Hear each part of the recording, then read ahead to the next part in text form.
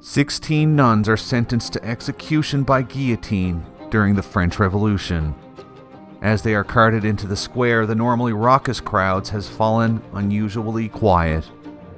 The nuns are brought up the stairs to face their deaths, but as the crowds watch with anticipation, one by one the nuns do something no one expects, which would leave a profound impact on everyone present.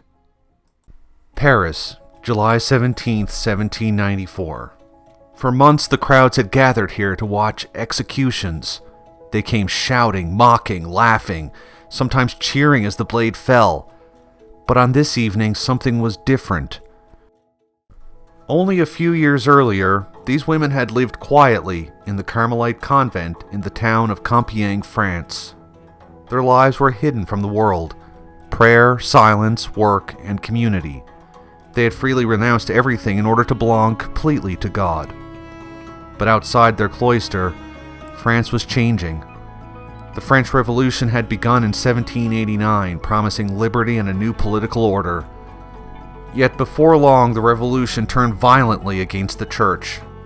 Religious communities were dissolved, church property was seized, and priests were forced to swear loyalty to the revolutionary government. Those who refused were treated as enemies. The Carmelite convent of Compiègne was closed.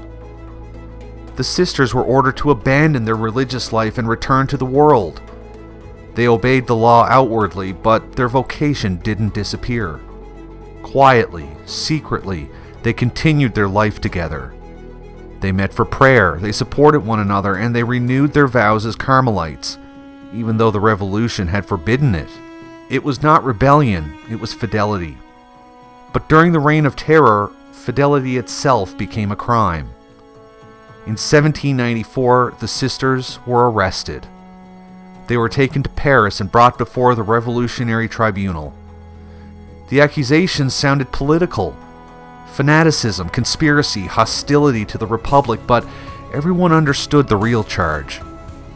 They had remained faithful to their religious life. The verdict came quickly. All 16 were condemned to death. On the evening of July 17th, they were carried through the streets of Paris towards the guillotine. Normally, the journey to the scaffold was chaotic. Crowds shouting insults, vendors calling out, drums beating. But witnesses later said that as the cart approached the square, an unusual stillness settled over the crowd. The sisters continued singing Veni Creator Spiritus, invoking the Holy Spirit as they approached the place of execution. When they reached the scaffold, the prioress stepped forward.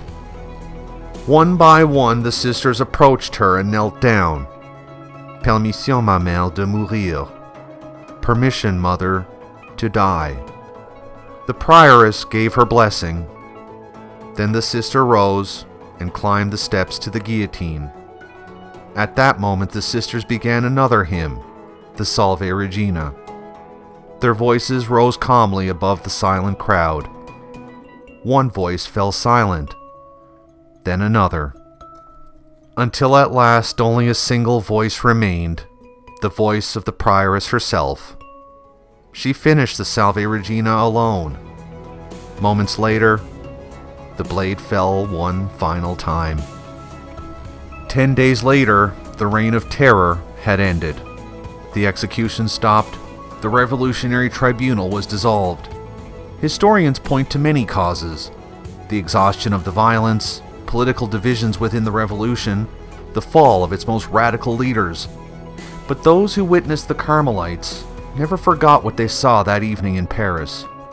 16 women walked calmly towards death, singing. They had faced the fury of their age, not with fear and not with hatred, but with faith. To the world, strength often appears in power: armies, tribunals, prisons, and blades. But the witness of the martyrs reveals another kind of strength: the strength to remain faithful, even when the cost is everything.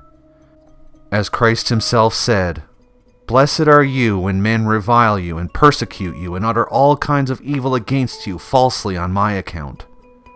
Rejoice and be glad, for your reward is great in heaven." And truly, their reward in heaven is great.